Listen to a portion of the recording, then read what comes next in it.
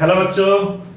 तो बच्चों हम लोग मूविंग चार्जेस एंड मैग्नेटिज्म में हमने एम्पियर्स लॉ किया था और एम्पियर्स लॉ के बहुत सारे एप्लीकेशंस हम अपने प्रीवियस लेक्चर में देख चुके हैं। जैसे हमने एक इनफाइनाइटली लॉन्ग स्ट्रेट वायर के ऊपर एम्पियर्स लॉ अप्लाई किया था, हमने सोलेनॉइड के ऊपर एम्पियर्स लॉ अप्लाई किया, टोरॉइड के ऊपर एम्पियर्स लॉ अप्लाई किया।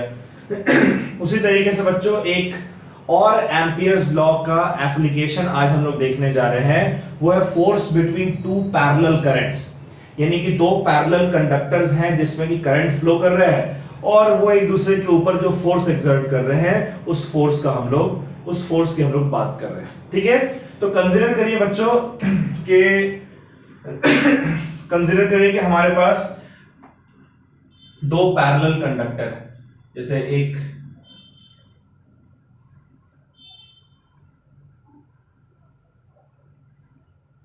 मान लीजिए बच्चों, ये हमारे पास एक कंडक्टर है ए और एक कंडक्टर हमारे पास है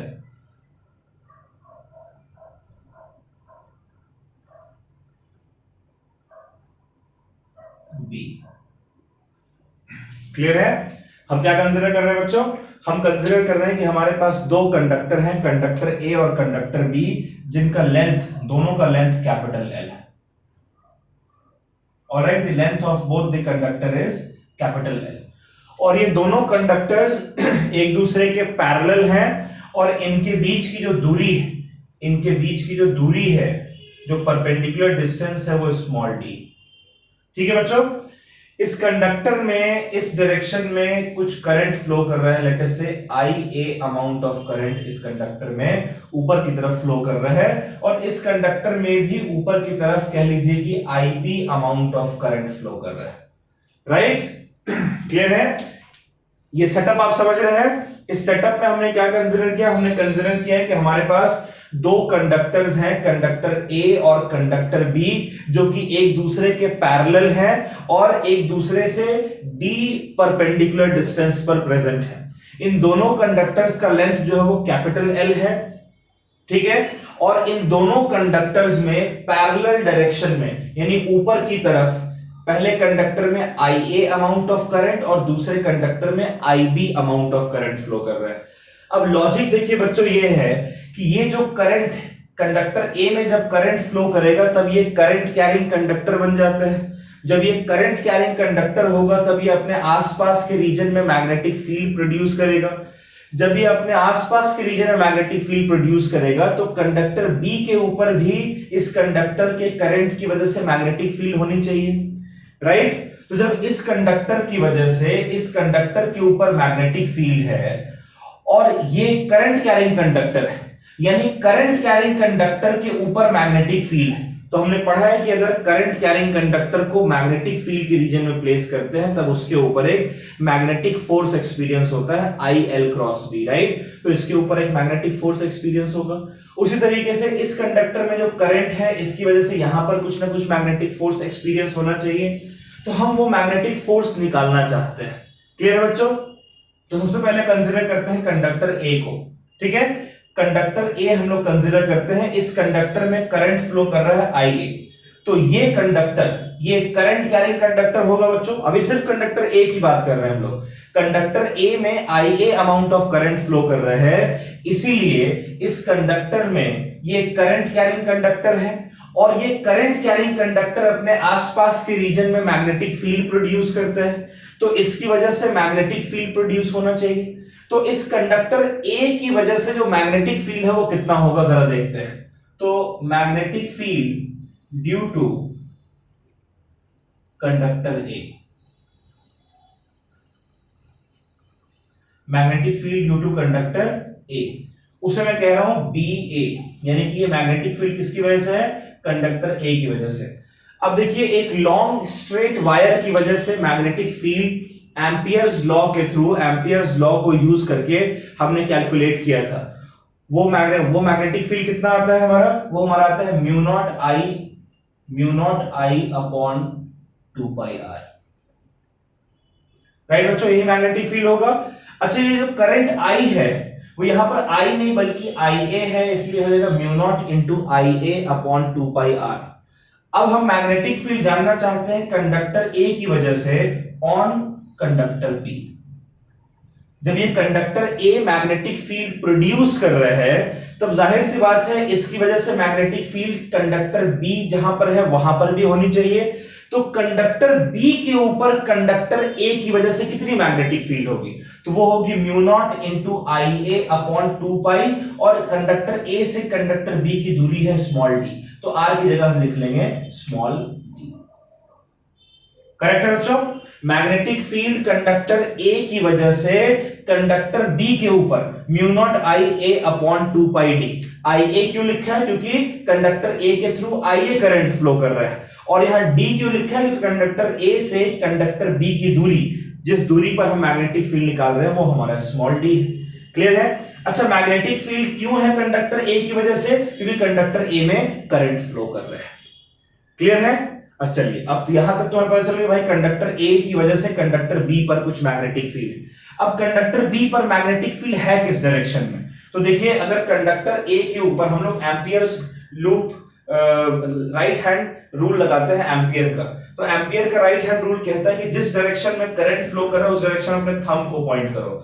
तो फिंगर्स जिस डायरेक्शन में कर्ल होंगे वो मैग्नेटिक फील्ड की डायरेक्शन होगी, और फिंगर्स मेरे इस बोर्ड के परपेंडिकुलरली इनवर्ट डायरेक्शन में कर्ल हो रहे हैं, यानी कंडक्टर बी पर मैग्नेटिक फील्ड अंदर की तरफ प्रेजेंट होना चाहिए। ठीक है, तो ये डायरेक्शन इसको लिख देंगे इनवर्ट।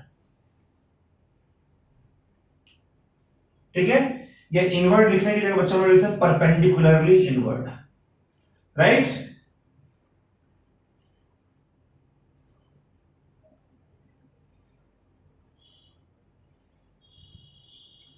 Perpendicularly invert. राइट, ये मैग्नेटिक फील्ड हो गया बी ए। अब एक बात बताइए, इसकी वजह से मैग्नेटिक फील्ड को हमने निकाल लिया यहां पर। अब ये जो कंडक्टर है ये खुद भी तो करंट कैरी कर रहा है ना बच्चों, यानी एक तरीके से अगर यहां पर मैग्नेटिक फील्ड है इसकी वजह से और इसमें करंट फ्लो कर रहा है, तो क्या ये हम कह सकते हैं कि ये एक ऐसा करंट कैरिंग कंडक्टर है जो कि मैग्नेटिक फील्ड के रीजन में प्लेस्ड है। तो जब ये current carrying conductor magnetic field के रीजन में प्लेस्ड होगा तो इसके ऊपर फोर्स एक्सपीरियंस होना चाहिए। तो कितना फोर्स एक्सपीरियंस हो रहा है कंडक्टर बी की वजह से? चलिए जरा उसको फाइंड आउट करते हैं। Force on conductor B, force on conductor B due to B A. ये मैग्नेटिक फील्ड बी ए है ना बच्चों? कहां पर मैग्नेटिक फील्ड बी ए है? ये कंडक्टर बी के ऊपर मैग्नेटिक फील्ड बी ए है, इस वजह से कंडक्टर बी के ऊपर एक मैग्नेटिक फोर्स एक्सपीरियंस हो रहा है। कितना मैग्नेटिक फोर्स एक्सपीरियंस होगा भाई? फोर्स हम निकाल रहे हैं कंडक्टर बी के ऊपर, राइट? किसकी वजह से? कंडक्टर ए की वजह से। भाई कंडक्टर ए की वजह से ही मैग्नेटिक फील्ड है जिस वजह से इस पर फोर्स एक्सपीरियंस हो रहा है। ये क्या होना चाहिए? ये होना चाहिए एक करंट कैरिंग कंडक्टर को मैग्नेटिक फील्ड पर रखने पे उस पर कितना फोर्स लगता है? I L cross B, I into L cross B. यही पढ़ा है ना बच्चों? अच्छा, ये आई जो करंट है वो कौन सा करंट, कौन से करंट की वजह से फोर्स लग रहा है? इस पर करंट फ्लो कर रहा है तभी तो फोर्स लग रहा है ना। अगर इस पर करंट नहीं फ्लो करता तो मैग्नेटिक फील्ड होता लेकिन फोर्स लगता नहीं। तो ये हो जाएगा आई बी, लेंथ इसका एल है, और बी ये मैग्नेटिक फील्ड, यहां पर कौन सी मैग्नेटिक फील्ड है? ए कंडक्टर की वजह से, तो B.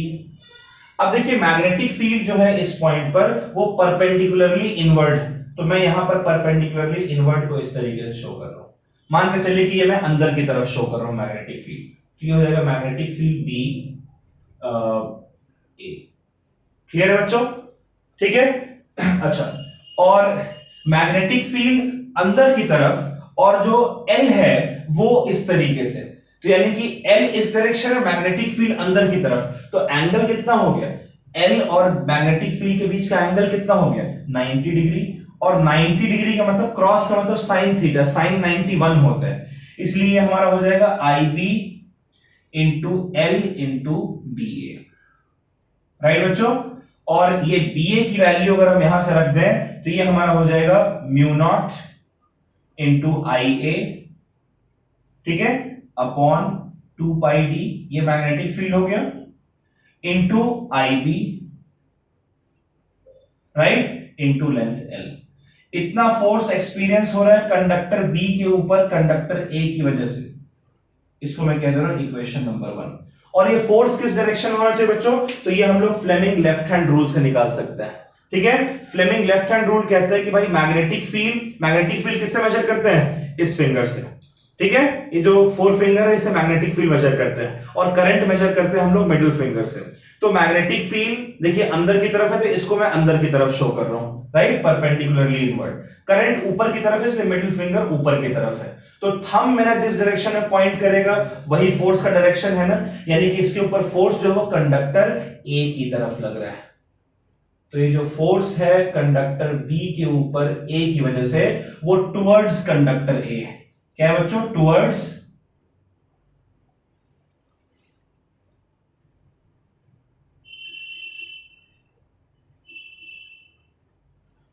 Towards conductor A, right. चलिए, अब ये तो एक बात हुई। अब हम लोग उल्टा करते हैं। पहले हमने क्या किया? कंडक्टर बी ए की वजह से मैग्नेटिक फील्ड बी पर निकाला, और बी के थ्रू करंट फ्लो कर रहा है, इसलिए इसके ऊपर जो फोर्स लगा वो निकाला। अब उल्टा करते हैं। अब कंडक्टर बी की वजह से कंडक्टर ए पर मैग्नेटिक फील्ड निकालते हैं। मैग्नेटिक फील्ड, ठीक है, एक तो ये हमने किया था, ठीक है, और अब हम लोग दूसरा करने जा रहे हैं। Magnetic field due to conductor B, किसकी वजह से? कंडक्टर बी की वजह से। कहां पर? कंडक्टर ए के ऊपर, ऑन कंडक्टर ए। तो मैग्नेटिक फील्ड जो कंडक्टर बी की वजह से है वो कितना होना चाहिए? भाई कंडक्टर बी भी तो एक स्ट्रेट करंट कैरिंग वायर है ना, जिसका लेंथ एल है। तो इसकी वजह से मैग्नेटिक फील्ड कितनी होनी चाहिए? Same mu naught I upon 2 pi R. ये कैसे निकला था? एम्पियर्स लॉ से हमने निकाला था, mu naught I upon 2 pi R. लेकिन कंडक्टर बी पर जो करंट है वो है आई बी, इसीलिए इसके ऊपर आई की जगह हम लिखेंगे आई बी। और हम निकालना किस पर चाहते हैं? कंडक्टर ए के ऊपर। तो बी से ए की दूरी स्मॉल डी है, इसलिए आर की जगह हम लोग क्या लिख लेंगे बच्चों? Small D. क्लियर है? अब ये किस डायरेक्शन में होना चाहिए? तो भाई एम्पियर का राइट हैंड रूल अब लगाएंगे। करंट के डायरेक्शन में थंब को पॉइंट किया, तो फिंगर किस डायरेक्शन में कर्व हो रहा है? ये कंडक्टर ए पर फिंगर्स मेरे बाहर की तरफ आ रहे हैं, यानी कि ये परपेंडिकुलरली आउटवर्ड डायरेक्शन है मैग्नेटिक फील्ड। किस डायरेक्शन में बच्चों? Perpendicularly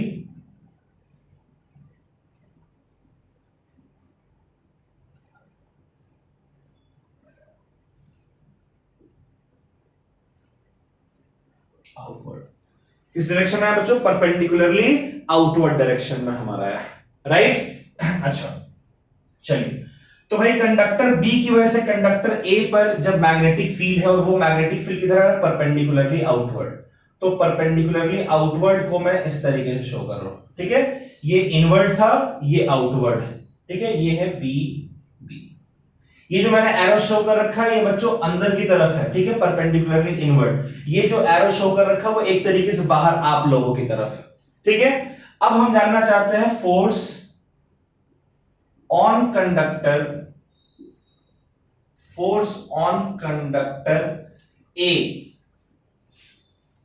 force on conductor A due to this magnetic field B. B की वजह से जो मैग्नेटिक फील्ड है उसकी वजह से ए पर हम फोर्स निकालना है। फोर्स कंडक्टर ए के ऊपर कंडक्टर बी की वजह से, राइट। कंडक्टर ए के ऊपर मैग्नेटिक फील्ड है बी की वजह से, और ये कंडक्टर एक करंट कैरिंग कंडक्टर है। तो ये जो कंडक्टर है ये मैग्नेटिक फील्ड के रीजन में है, तब इस पर फोर्स एक्सपीरियंस होगा। कितना फोर्स एक्सपीरियंस होना चाहिए? I into L cross B. लेकिन I क्या है यहां पर? आई ए होगा। क्यों आई ए होगा? क्योंकि भाई करंट तो इसमें फ्लो कर रहा है ना, यही करंट कैरिंग कंडक्टर है, आई ए करंट फ्लो कर रहा है। और मैग्नेटिक फील्ड किसकी वजह से? मैग्नेटिक फील्ड बी की वजह से है, तो बी बी। ऑलराइट, ये कितना आ जाएगा? अच्छा, ये हमारा हो जाएगा equals to I A into L into B B. क्यों? देखिए फिर से यहां पर एंगल 90 डिग्री और क्रॉस मतलब साइन थीटा साइन 91 होगा। क्यों? देखिए मैग्नेटिक फील्ड जो है बच्चों वो बाहर की तरफ है, आपकी तरफ, और करंट जो है वो परपेंडिकुलर है उसके, तो एंगल 90 डिग्री हो गया। ठीक है, चलिए ये हमारा निकल कर आ गया। तो ये फोर्स कितना निकल कर आएगा, F A B, B B B की वजह से कंडक्टर की जो मैग्नेटिक फील्ड है वो है mu naught I B upon 2 pi D, right, into I A into length L. ये हो गया इक्वेशन नंबर 2। और ये फोर्स किस डायरेक्शन में है जरा देखिएगा। देखिए मैग्नेटिक फील्ड के लिए 4 फिंगर, ये आप लोगों की तरफ बाहर की तरफ है, राइट, ये बाहर की तरफ, और जो मिडिल फिंगर है वो ऊपर की तरफ होना चाहिए। तो देखिए जो अगर आप देखें तो ये 4 फिंगर आप लोगों की तरफ है, करंट ऊपर की तरफ है, तो थंब मेरा इस डायरेक्शन में पॉइंट कर रहा है, यानी फोर्स एफ ए बी जो है वो इस डायरेक्शन में डायरेक्टेड है towards conductor B, right, towards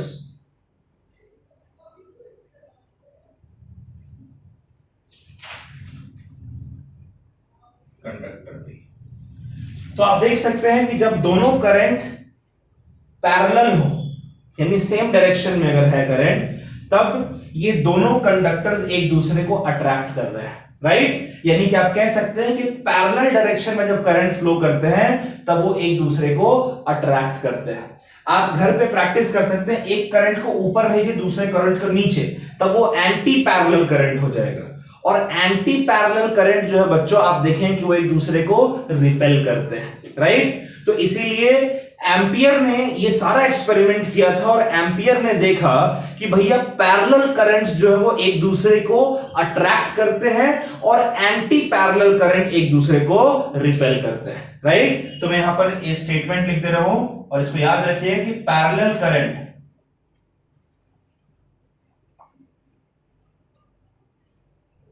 attracts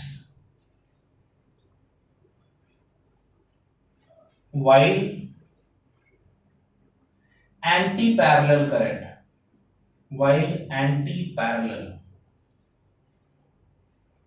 current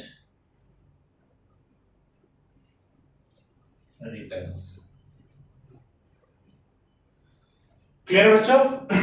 ठीक है, ये लिख लीजिए और देखिए एफ ए एफ बी दोनों एक दूसरे के बराबर है, ये फोर्सेस जो है मैग्नीट्यूड में इक्वल है और डायरेक्शन में अपोजिट, राइट। तो आप ये भी लिख सकते हैं कि force of conductor A on conductor A due to conductor B is equal and opposite to the force on conductor B due to conductor A, right. चलिए इसको नोट कर लीजिए बच्चों। एक चीज और आप लिख सकते हैं, एक चीज हमारा है स्मॉल, मैं ऊपर लिख रहा हूं small F A B. Small F A B क्या होगा, या इसको हम चलिए इसको हम कह देते हैं एफ वेक्टर, ठीक है, चलिए मैग्नीट्यूड में कह सकते हैं, ठीक है। चलिए तो स्मॉल एफ ए बी हो या स्मॉल एफ बी ए हो, दोनों बराबर ही हैं, इनको मैं स्मॉल एफ कह दे रहा हूं। स्मॉल एफ क्या हो जाएगा, स्मॉल एफ हमारा है जो फोर्स लग रहा है पर यूनिट लेंथ, जैसे ये फोर्स है ना, ये कितने लेंथ ऑफ कंडक्टर पे लग रहा है, एल लेंथ पर, तो एक यूनिट लेंथ पर कितना लगेगा, जितना भी फोर्स है उसको लेंथ से डिवाइड कर दीजिए। तो इस पूरे फोर्स को अगर आप लेंथ से डिवाइड कर दें तो लेंथ और लेंथ कट जाएगा, यहां पर भी देखिए लेंथ से डिवाइड करने पर लेंथ और लेंथ कट जाएगा, तो कितना आएगा स्मॉल एफ, यानी कि फोर्स पर यूनिट लेंथ। और ये इंपॉर्टेंट है न्यूमेरिकल्स में, इसको आपको यूज करना होगा। तो फोर्स पर यूनिट लेंथ ये आ जाएगा mu naught I A I B upon 2 pi into B, ठीक है। इसको भी आप लोग नोट कर लीजिए। फिर हम लोग 2-3 सवाल देखते हैं इस पे, न्यूमेरिकल्स नोट करना बच्चों।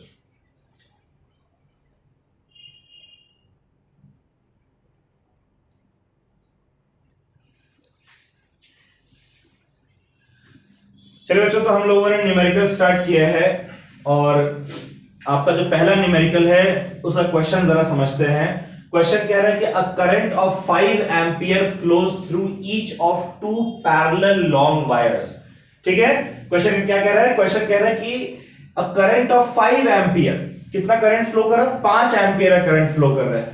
किसके थ्रू 5 एम्पियर करंट फ्लो कर रहा है? कह रहा है flows through each of 2 parallel long wire, यानी 2 पैरेलल लॉन्ग वायर हैं, दोनों लॉन्ग वायर में जो पैरेलल वायर दोनों में 5-5 एम्पियर का करंट फ्लो कर रहा है। यानी बच्चों इसका मतलब है कि आपको दोनों में जो करंट है वो गिवन है, दोनों वायर में करंट गिवन है। कंडक्टर ए में करंट गिवन है IA 5 एम्पियर और कंडक्टर बी में भी करंट गिवन है IB 5 एम्पियर, दोनों में 5-5 एम्पियर है ना। Current of 5 ampere flows through each of 2 parallel long wire, each of 2 यानी दोनों के थ्रू फ्लो कर रहा है। Long wire present at distance of 2.5 centimetre, दोनों वायर के बीच की जो दूरी है स्मॉल डी वो कितनी है बच्चों? 2.5 सेंटीमीटर, यानी 2.5 into 10 raise to the power -2 metre. इसे आप डेसिमल हटाकर लिख सकते हैं 25 into 10 raise to the power -3 metre. Clear है? इतना डिस्टेंस आपको गिवन है। कह रहा है calculate the force per unit length of each wire, तो आपको क्या फाइंड करना है? आपको फाइंड करना है फोर्स पर यूनिट लेंथ। अब फोर्स पर यूनिट लेंथ को हम लोग स्मॉल f सिंबल से रिप्रेजेंट करते हैं, राइट? और इस स्मॉल f का फॉर्मूला क्या था बच्चों? स्मॉल f का फॉर्मूला हमारा होता है small f is equals to mu naught IA/IB, दोनों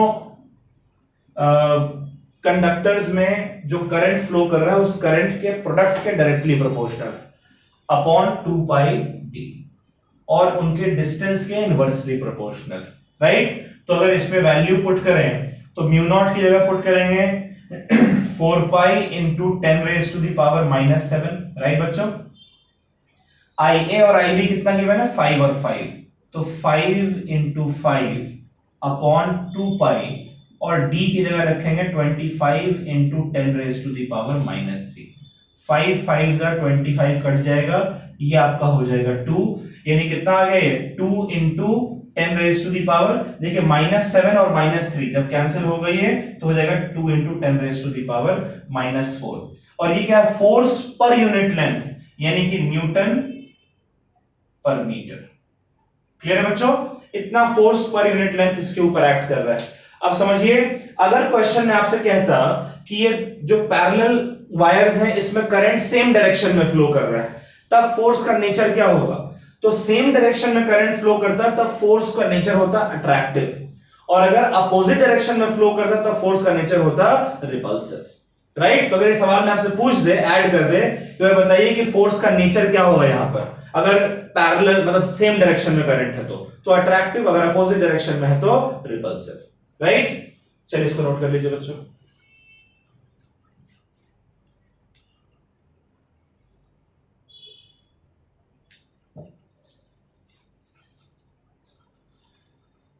चलिए बच्चों, ये सेकंड क्वेश्चन देखते हैं हम लोग। ये क्वेश्चन कह रहे हैं कि a fixed long horizontal wire P, यानी कि एक फिक्स्ड और लॉन्ग हॉरिजॉन्टल वायर P है, उसको 50 एम्पियर करंट कैरी कर रहा है। इसका जरा डायग्राम समझिएगा। एक इस तरीके से फिक्स्ड लॉन्ग हॉरिजॉन्टल वायर है, इसको नाम दे रखा है P, और ये कह देते हैं कि इस डायरेक्शन में 50 एम्पियर का करंट कैरी कर रहा है, राइट? हॉरिजॉन्टल है। Another wire Q is placed above, अब एक और वायर Q है जो कि वायर P के ऊपर है, and parallel to P, और किस तरीके से रखा हो? P के पैरेलल, यानी Q वायर बच्चों कुछ इस तरीके से होना चाहिए, ठीक है? फिर से सवाल देखते हैं। एक fixed long horizontal wire P है, बना दिया हमने, कह रहा है वो 50 एम्पियर करंट कैरी कर रहा है, ठीक है? किसी न किसी डायरेक्शन में कर रहा होगा, या तो इधर या तो इधर, तो हमने इस डायरेक्शन में ले लिया। कह रहा है अब एक और वायर Q है जो कि P के ऊपर रखा और P के पैरेलल है, ड्रॉ कर दिया, एंड वेज 0.075 न्यूटन पर मीटर। बच्चों अगर 0.075 न्यूटन कहता, यानी कि ये Q वायर का वेट है, वेट यानी कि नीचे की तरफ जो ग्रेविटेशनल फोर्स है, तो इसके ऊपर कुछ ना कुछ ग्रेविटेशनल फोर्स लग रहा होगा ना, वो ग्रेविटेशनल फोर्स पर मीटर, यानी कि gravitational force per unit length दिया हुआ है 0.075, ठीक है? यानी कि जो Fg है, स्मॉल fg, देखिए फोर्स पर यूनिट लेंथ को हम स्मॉल f कहते हैं, और ये ग्रेविटेशनल फोर्स है पर यूनिट लेंथ, उतना ही वेट होगा ना, न्यूटन यानी फोर्स पर मीटर यानी कि length, force per unit length. तो स्मॉल एफ जी दिया है 0.075 न्यूटन पर मीटर। अब ये समझना इंपॉर्टेंट है कि ये फोर्स नहीं बल्कि फोर्स पर यूनिट लेंथ है बच्चों, न्यूटन पर मीटर। न्यूटन हो गया फोर्स और मीटर हो गया लेंथ का, फोर्स अपॉन लेंथ। तो फोर्स अपॉन लेंथ क्या हो जाएगा, force per unit length small F. लेकिन ये इसका वेट है, तो वेट किसकी वजह से होता है, ग्रेविटेशनल फोर्स की वजह से, इसलिए मैंने नीचे जी लिखा है, force per unit length gravitational force की वजह से वो 0.075 न्यूटन पर मीटर, राइट, नीचे की तरफ। अब कह रहा है कि it carries a current of 25 ampere. अब ये जो Q है ये 25 एम्पियर का करंट कैरी कर रहा है, किस डायरेक्शन में, सवाल को पहले देखते हैं फिर हम डायरेक्शन लिखेंगे। It carries a current of 25 ampere, लिख लिया हमने। कह रहा है find the position of Q from P, यानी कि इसकी कितनी दूरी है, ये D निकालने को आपसे पूछ रहा है। ऑलराइट बच्चों, ये D निकालने को कह रहा है। जो P वायर में करंट है IP, ये आपका है 50 एम्पियर, और जो Q वायर में करंट है IQ, ये आपका दिया हुआ है 25 एम्पियर। ये सब गिवन है आपको, ये सब आपको गिवन है, समझ रहे हैं। और आपसे क्या कह रहा है, आपसे कह रहा है कि फाइंड द पोजीशन, यानी डी फाइंड करने को कह रहा है। क्या फाइंड करने को कह रहा है आपसे, आपसे कह रहा है कि भैया हमें जरा डी फाइंड करके बताइए। So that Q remains suspended. अच्छा, Q ताकि हवा में ऐसे लटका रहे, तो ये हवा में कब रह सकता है बच्चों, जब इस पर नेट फोर्स 0 लगे। अब देखिए ग्रेविटेशनल फोर्स तो नीचे की तरफ है, तो यानी कि कोई ना कोई फोर्स इस पर ऊपर की तरफ लगना चाहिए। वो फोर्स कौन सा फोर्स होगा भाई, जब इसमें करंट फ्लो कर रहा है तो मैग्नेटिक फोर्स ही लग सकता है, और मैग्नेटिक फोर्स ऊपर की तरफ कब लगता है, इस चीज का ध्यान दीजिए, मैग्नेटिक फोर्स ऊपर की तरफ लग रहा है, तो ये जो वायर है ये इस पर मैग्नेटिक फोर्स लगाएगा और ऊपर की तरफ लगा रहा है, यानी कि दूर भेजने की कोशिश कर रहा है, तो रिपल्सिव फोर्स है बच्चों। और रिपल्सिव फोर्स कब लगता है, जब करंट अपोजिट डायरेक्शन में एक्ट करता है, राइट, सेम डायरेक्शन में तो अट्रैक्ट होता है, यानी कि करंट इस डायरेक्शन में इस पर एक्ट कर रहा है, right. Indicate direction of current, direction हमने बता दिया, डायरेक्शन क्या है, P वायर में जिस डायरेक्शन में करंट फ्लो कर रहा है उसके अपोजिट डायरेक्शन में इसमें करंट फ्लो कर रहा है। क्यों, अगर अपोजिट डायरेक्शन में करंट फ्लो करेगा तब ये 50 एम्पियर वाला वायर यानी कि P वायर जो है वो Q वायर को रिपेल करेगा, रिपेल करने के लिए वो ऊपर की तरफ फोर्स लगाएगा। अब ऊपर की तरफ जो फोर्स है, अगर वो इस नीचे की तरफ जो gravitational force per unit length है उसको ऊपर वाला फोर्स पर यूनिट लेंथ अगर बैलेंस कर लेता है तब ये सस्पेंडेड रहेगा, राइट। तो यानी कि इसका मतलब ये हो गया बच्चों कि जो स्मॉल f फोर्स है किसकी वजह से, P वायर की वजह से Q वायर के ऊपर, force per unit length P wire की वजह से Q वायर के ऊपर, वो भी इतना ही होना चाहिए, तभी तो दोनों फोर्सेस मैग्नीट्यूड में इक्वल होंगे और डायरेक्शन में तो अपोजिट है क्योंकि अपोजिट डायरेक्शन में करंट फ्लो कर रहे हैं, राइट। तो ये रिपल्सिव है ऊपर की तरफ। तो अब मुझे बताइए कि ये small F P Q, small F P Q, इसका फॉर्मूला क्या होगा, इसका फॉर्मूला होगा म्यू नॉट इंटू पहले में करंट आई पी इंटू दूसरे में current I Q upon 2 pi into इनके बीच का परपेंडिकुलर डिस्टेंस। अब हमसे डी निकालने को बोल रहे हैं, तो क्या यहां से हम लिख सकते हैं D is equals to mu naught I P I Q upon 2 pi. देखिए डी को हम इधर भेज दिया हमने और एफ को हम इधर ले आते, तो एफ पी क्यू होगा ना बच्चों। तो ये फोर्स हमारा किसके बराबर होना चाहिए, म्यू नॉट की जगह होगा, ये डी हमारा कितना होना चाहिए, म्यू नॉट हमारा हो जाएगा 4 pi into 10 raise to the power -7। IP क्या होगा हमारा, आईपी देखिए हमें दे रखा है 50 एम्पियर, आईक्यू हमें दे रखा है 25 ampere divided by 2 pi into F P Q, और एफ पी क्यू हमें दे रखा है 0.075। क्या इसे 75 into 10 raise to the power -3 नहीं लिख सकते हैं, ये डेसिमल हटाइए 10 रेज़ टू द पावर -3 हो जाएगा, राइट? ठीक है। तो ये 2 पाई से गया ये 2 टाइम्स और 25 से ये गया 3 टाइम्स। ठीक है। 2 into 50 हो जाएगा 100।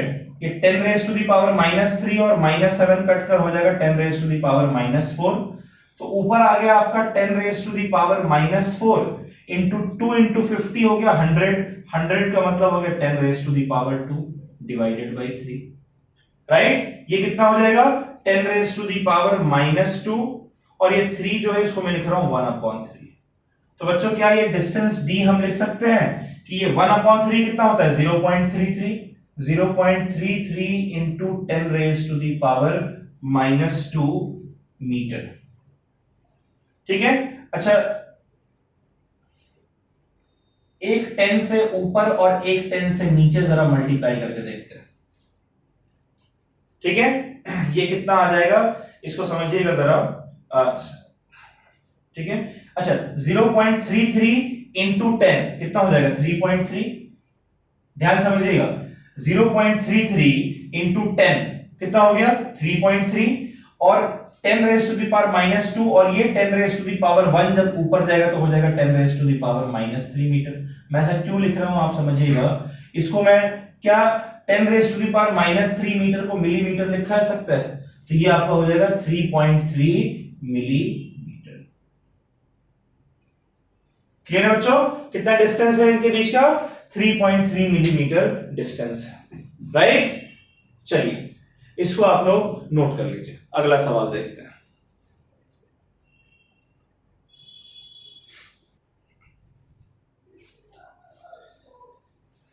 चलिए बच्चों, एक आखिरी सवाल आज का हम लोग देखते हैं और ये क्वेश्चन क्या कह रहे हैं, इस क्वेश्चन को समझिएगा। क्वेश्चन कह रहे हैं कि एक रेक्टेंगुलर लूप है 25 सेंटीमीटर क्रॉस 10 सेंटीमीटर का मतलब ये इसका लेंथ है, ये इसका ब्रेड्थ है। ठीक है। तो एक रेक्टेंगुलर लूप है, रेक्टेंगुलर लूप चलिए बना देते हैं हम लोग, इसका सॉल्यूशन देखते हैं। एक रेक्टेंगुलर लूप है कुछ इस तरीके से।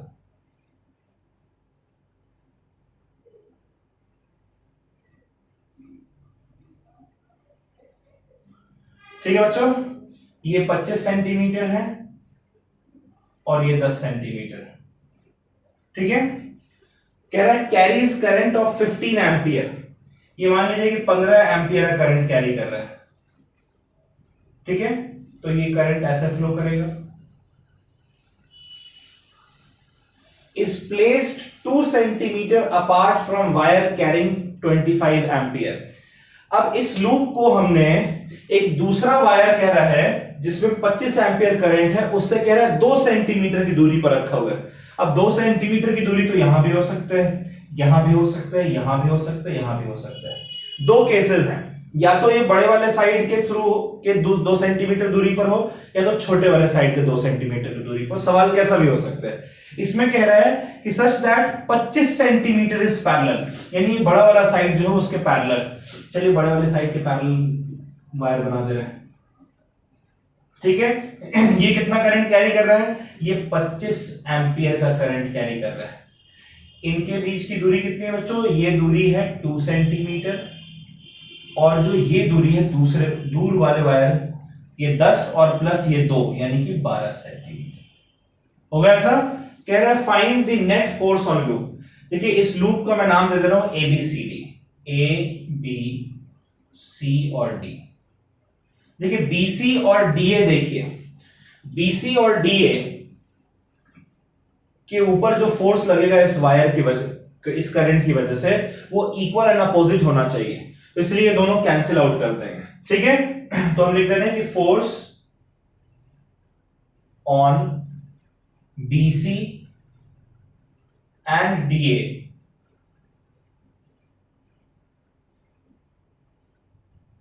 will be equal and opposite, will be equal and opposite।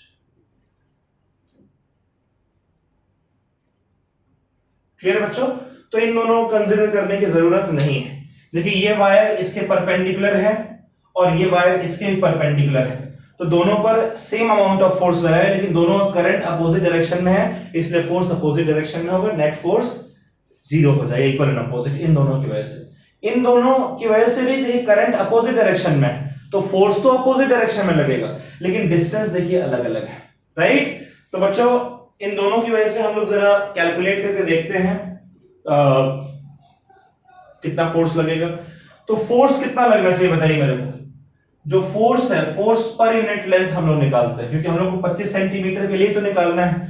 तो फोर्स पर यूनिट लेंथ, इसका फॉर्मूला होता है mu naught into I A into I B upon 2 pi D, right. यही फॉर्मूला हम लोग यूज करने जा रहे हैं, ये फॉर्मूला हम लोग यूज करने जा रहे हैं फोर्स निकालने के लिए, क्योंकि 20 ये वाला 25 सेंटीमीटर इसके पैरेलल है, ये फोर्स पर यूनिट लेंथ निकल कर आ जाएगा। ये वाला जो है ये इसके पैरेलल है, तो फोर्स पर यूनिट लेंथ निकल कर आ जाएगा। ठीक है, तो चलिए सबसे पहले हम निकालते हैं फोर्स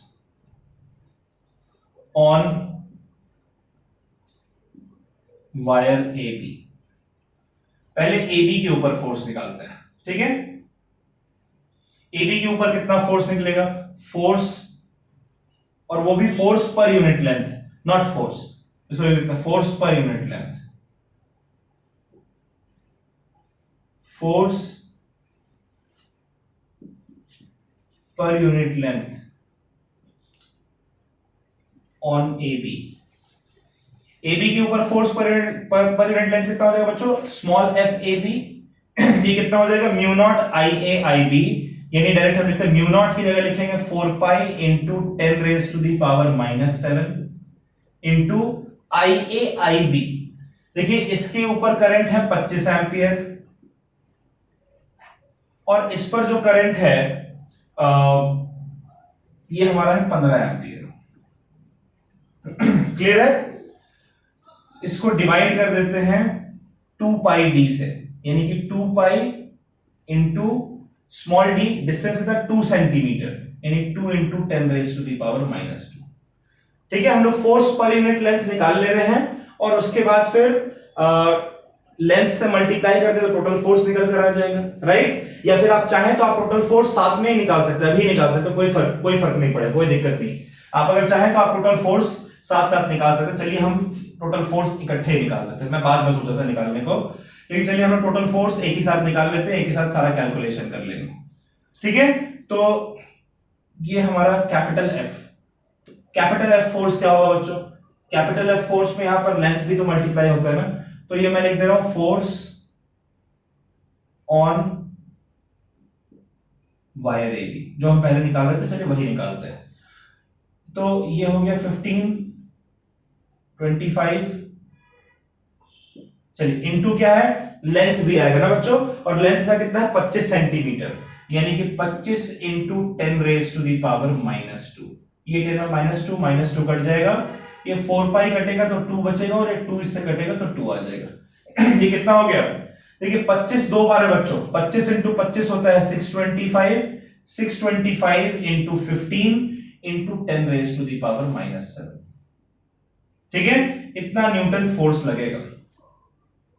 अब ये कितना फोर्स है, ये फोर्स मैं आपको बुक से देखकर बता दे रहा हूं, डायरेक्ट अभी कैलकुलेशन में टाइम वेस्ट नहीं करते हैं। 9375 into 10 raise to the power -7 newton, यानी ये कितना हो जाएगा, इसको हम लिख सकते हैं 9.375 into 10 raise to the power -4 Newton.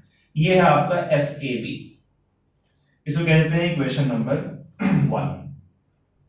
Clear है, चलिए दूसरा हम निकालने जा रहे हैं फोर्स किसके ऊपर, सीडी के ऊपर। सीडी के ऊपर फोर्स कितना होगा, 4 pi into 10 raise to the power -7 into I A I B, यानी 25, और इसमें भी तो 15 एम्पियर करंट ही फ्लो कर रहा है ना, तो 25 into 15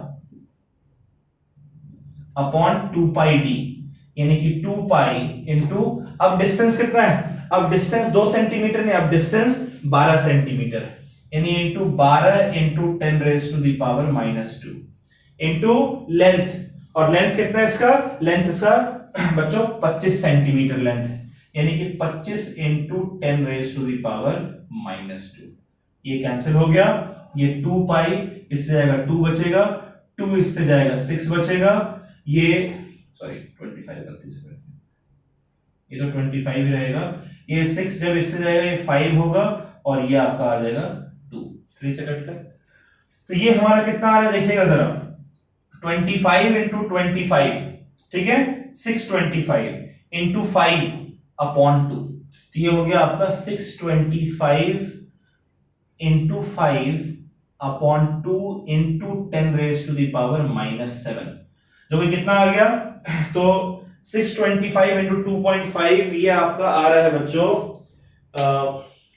1562.5 into 10 raise to the power -7 Newton.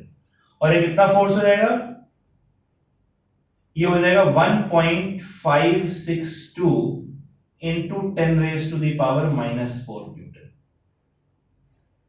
ठीक है, ये दोनों फोर्सेस का डायरेक्शन क्या है देखिएगा, देखिए ये दोनों पैरेलल, तो पैरेलल होने की वजह से इस पर डायरेक्शन इधर लगेगा, अट्रैक्ट होगा, और ये करंट एंटी पैरेलल, तो इस पर फोर्स रिपल्सिव लगेगा, राइट। तो इस पर फोर्स है अट्रैक्टिव, इस पर अट्रैक्टिव फोर्स है, और इस पर जो फोर्स है वो कौन सा फोर्स है बच्चों, रिपल्सिव।